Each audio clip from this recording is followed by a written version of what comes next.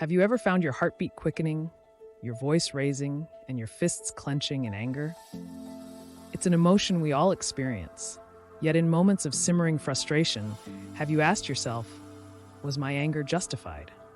This is an especially perplexing dilemma when viewed through the lens of Christianity, where love and patience are held up as pillars of faith.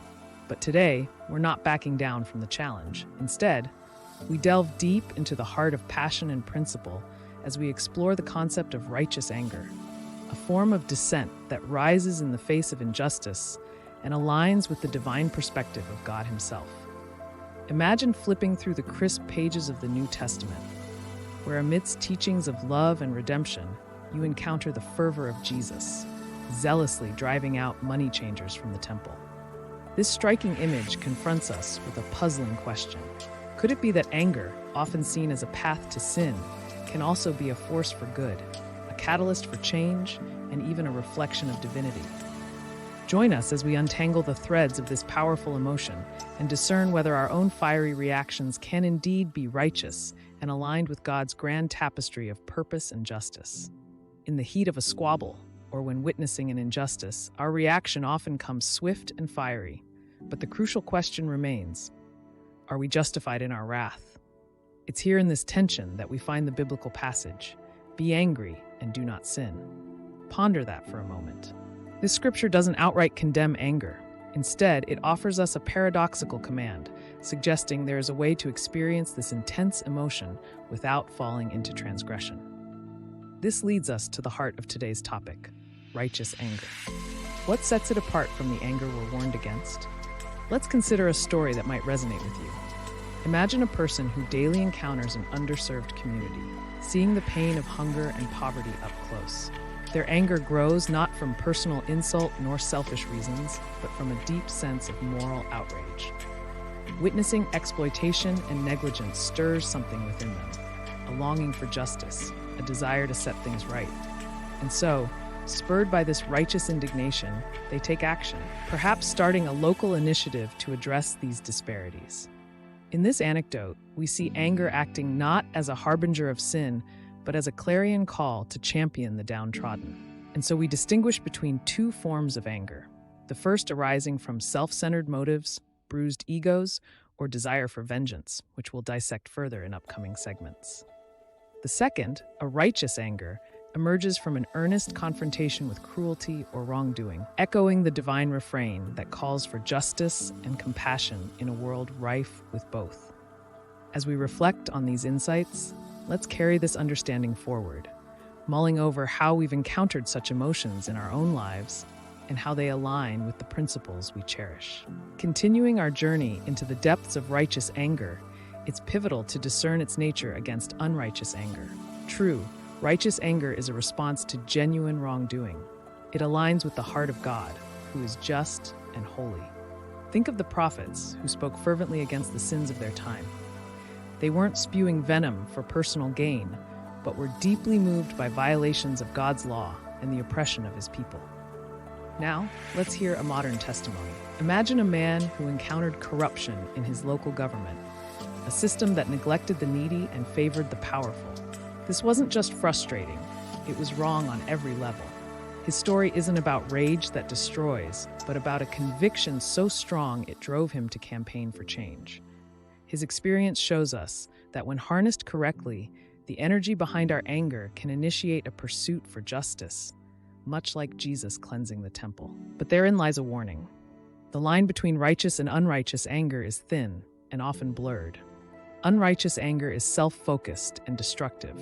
It festers into bitterness, damages relationships, and can even lead us down a path of vengeance, an echo of Cain's wrath that led him away from God's favor. Let's take this moment to look inward, examining our past angers. Have they been tainted by selfish motives? Or have they spurred us to seek justice, standing firmly within God's will? Reflect on these questions as we navigate these turbulent waters, searching for the beacon of divine guidance to show us the way. In the face of injustice, it is not only natural, but necessary to feel a stirring within us, to feel that divine discontent that calls for action. This is where righteous anger can be a catalyst for change. Remember the civil rights pioneers who marched through streets singing hymns, propelled by a deep sense of injustice? Their anger wasn't vengeful, it was transformative. It was holy fire that burned for equality and human dignity. Now pause and ask yourself, have you ever felt such a fire burning within you? Perhaps it was upon hearing about an unfair situation in your community or witnessing exploitation of the vulnerable. Maybe you were moved to write letters, join a peaceful protest, or start a fundraiser. This is the essence of righteous anger leading to godly action. Let's spark a conversation here. Reflect on your personal experiences and share. When have you felt righteous anger, and how did you respond? Did it ignite a passion for advocacy or prayer for those affected? We invite you to share your journey in the comments, anonymously if you prefer. Your story could be the beacon that inspires others to channel their righteous anger into actions that echo the love and justice of Christ. In wrapping up our exploration today, remember that righteous anger can serve a divine purpose when it is grounded in love and aimed at healing breaches, not widening them. As we dissected the layers of this complex emotion, we uncovered its potential to be a force for good, a beacon that not only exposes wrong, but also champions what is right. The truth we take with us is that our emotional responses must be measured against the plumb line of God's wisdom and compassion. As we part ways, ponder this. When you next encounter injustice or witness wrong, will your heart kindle with an anger that destructs or with one that constructs? How will you mold your indignation into actions that resonate with the heart of Christ? Reflect on these questions and hold them close to your spirit, for in them lies the path to embodying the fullness of righteousness in our lives. And so, we draw our time together to a close.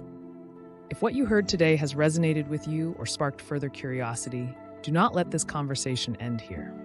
Descend into the comments and share your journey with righteous anger, your struggles, and your victories.